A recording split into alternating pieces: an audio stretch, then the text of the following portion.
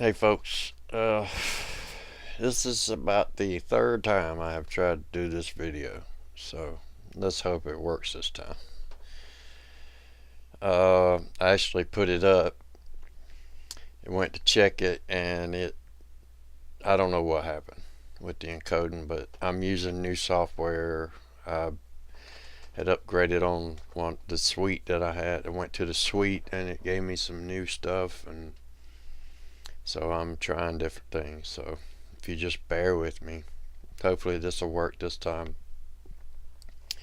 The video was about, or is about,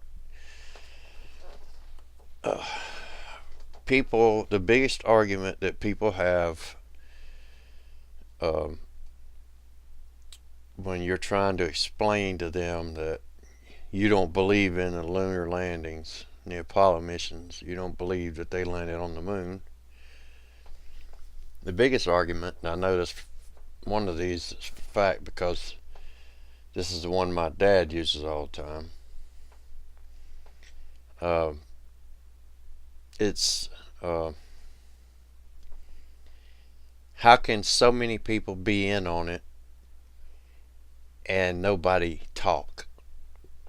So I'm gonna cover that, but I want to go ahead and say something real quick. I know that I've noticed, and I already know I have a bad habit of saying and so that's something you just have to get used to with me. It's not something I do consciously, and I also have I pause a lot. I know I have a slow delivery, and that's not something that I'm doing purposefully, intentionally, even consciously. It's what it is I like I've told you before, I have to take particular medication, and it's gabapentin for fibromyalgia, and it really messes with my short-term memory. So I have to really focus on to try to grab my thoughts and to talk with y'all. And like just then, it's just things that just leave me and they come back. They leave me and they come back.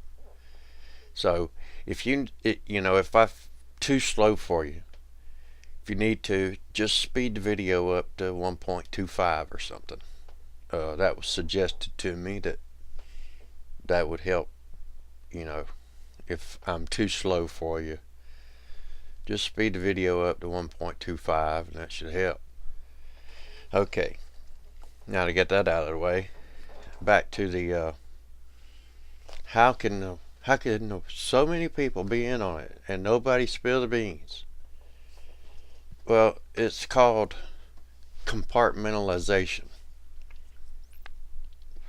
You see, when let's see if I can put this in an analogy to where see if I can put this in an analogy that might make a little more sense. Say you've got a 5,000 piece jigsaw puzzle, and there is only one. Nobody knows what a jigsaw is. That's a state secret, and because it's some kind of, say it has some kind of an importance to it, it's a learning tool for people to use to put together. So it has some importance to it, and the government has only licensed one particular manufacturer to be able to make this, and it's used by tax money to make these things, these puzzles. Okay, well, the Russians are trying to make these puzzles too, but let's just stick with just the analogy compared to How can so many people be in on something and not know? All right, here we go. You've got this 5,000 piece puzzle, and jigsaw puzzle, and so here's what you got. As far as the pieces themselves, you've got 5,000 employees that are artists, and their job is to do one piece. They get that piece and it's a particular shape. They don't know how in the world it got to be that shape. That's not their job. Their job is they get a design and they put it up on a board, and their job is to sit there and paint that little design on that piece of puzzle. So they do that all day. They do one piece, and they do another piece, and they are not allowed to talk to each other about the other pieces because it's top secret. And even if 2034 guy talks to 4011 guy about their two pieces, big deal. I mean, you got 5,000 pieces. So they still don't know. They don't know what in the world the big picture is. They just know what their little piece is, their little part. And now management knows. You got 5 guys that work up top. They know what's going on. You got one guy that's the designer. He designs the puzzle. You got one guy, and even he doesn't know how. You might have, let's say you got some more employees that do the part to make the pieces. Okay? Well, one guy can only cut 10 pieces. So you got 50 guys cutting 10 pieces on their jigsaws. So they don't, and they can't talk to each other. They're only cutting 10 pieces each. They get a little plank of the cardboard and they do their jigsaw work, and then they make those 10 pieces, and then they do it again and they do it again. You see where I'm going with this? Okay. And then up top, you've got the main man. He knows everything. And you never know what he threatened these employees with when they signed their disclosure agreements. You know, he may have threatened them with torturing their daughters in front of them, raping their daughters in front of them. It doesn't have to be being tortured or being threatened to be killed personally yourself if you say something. They may torture your family right in front of you, skin them alive like Captain Jim Hopper. There you go, Matt. Captain Jim Hopper. That's from Matt. Anyway, they may threaten to skin your family alive right in front of you. Alright, now let's take that analogy and let's put it in the control room of Houston. Okay? Now you've got all these consoles. We've seen what inside control looks like. So you've got all these consoles, and all these guys are working on their console. Well, my point, or my belief is, all these guys are working on their console, and you've got a mainframe computer somewhere running data through all these things. telemetry data, what have you,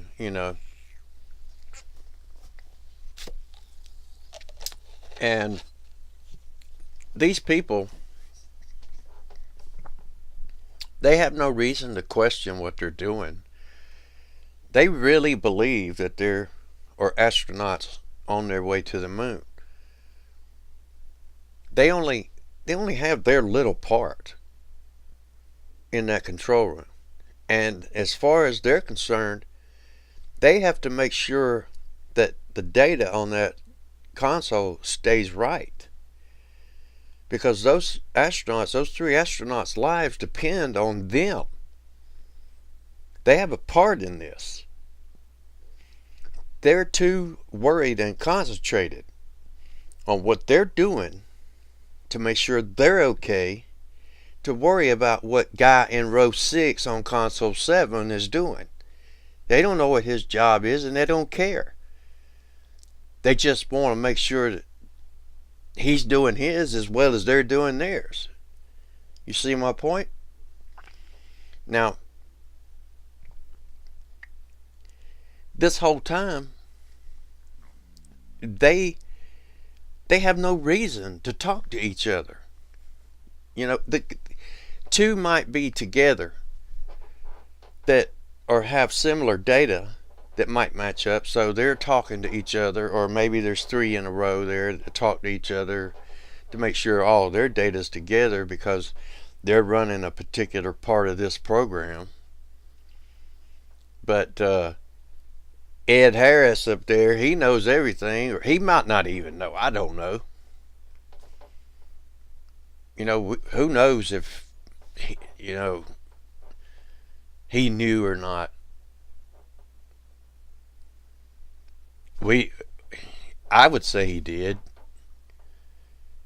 We definitely know that Buzz, Neil, and Robert don't. I mean, do. They know. But if any one of those people found out, first of all, they would have no reason whatsoever to question what they're doing at that time. Because at that time, everyone believed, pretty much everyone, my grandfather didn't believe it, pretty much everyone believed that they were honestly trying to send someone to the moon. And the people that were doing the work, they really believed in what they were doing. So why would they question it? They had no reason to. They thought what they were doing was real, that it mattered. But if they ever did find out the truth, well, poor old Gus Grissom, he may have actually found out the truth. Who knows? I know that he talked a little too much, and died in a very horrible way to die. I know he made the statement that if they can't even talk between 2 buildings, how in the world are they going to get to the moon? And next thing you know, he's dying an extremely horrible death. So maybe that's a lesson for, look, if you want to step up and be a hero for the rest of your life, this is the consequences. So Buzz, Neil, and Robert can't say anything.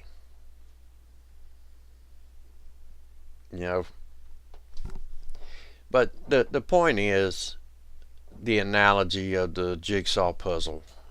It's looking back now, we're 50, next year be 50 years.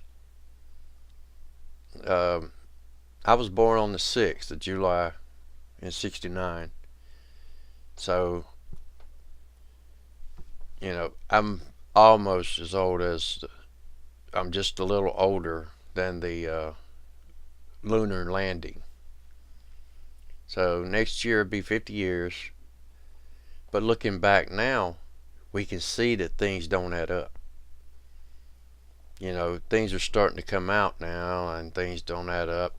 And how in the world do they lose all of that telemetry data? Are you kidding me? Come on. Anybody that actually believes that they lost so many thousands of reels of data from the greatest accomplishment of mankind is, if you believe that, then you are as gullible as can be. My dad believes that, and he's as gullible as can be. So he just won't accept it. And it just amazes me that once, I asked him, I said, if I make a little sense to you, and there are things that I say that he says, well, that does kind of make sense. And I say, well, if it makes sense, don't you care enough to find out the rest? Why do you not care enough to investigate the rest of it? Why does it not bother you? See, to me, if something doesn't make sense, I want to know why it doesn't make sense. Or if it doesn't make sense, it's like the thing with the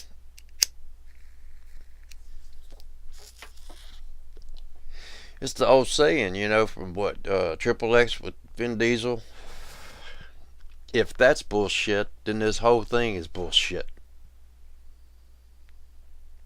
So that's just the way that anybody that thinks logically should look at stuff. But you have people that don't.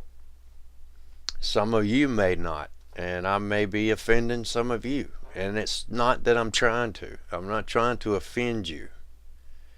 I'm trying to awaken you, to enlighten you, to at least investigate.